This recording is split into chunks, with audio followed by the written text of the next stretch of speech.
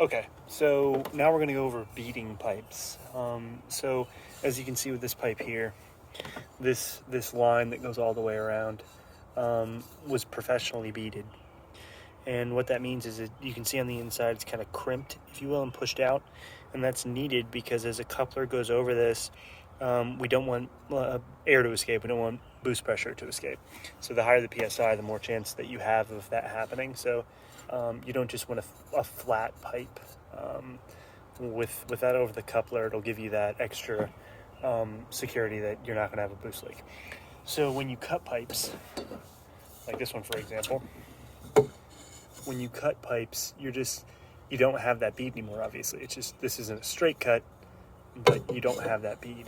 You can see I started the bead on this one. You can see on the inside there, kind of in places where it started. But the way to actually do a bead is pretty easy. You can do it yourself. Shops will charge you not too much for this, but they will probably, to do all this, will probably like $100 or something like that. But you can do it yourself for about $6 and about 20 minutes of your time. You're gonna need this little guy here. This is a wire cutter / crimper tool from Harbor Freight. It was $7, brand new.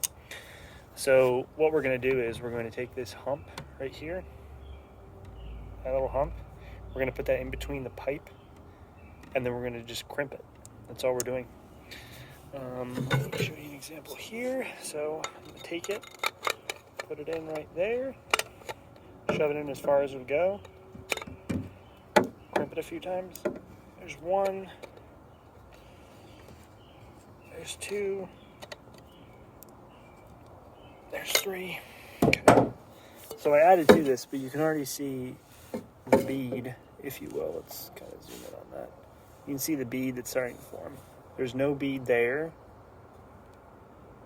The smooth part right here, but you can see the bead starting. So that's how you do that. You just go all the way around. Take you a little bit of time, but so this is an example of a professional bead.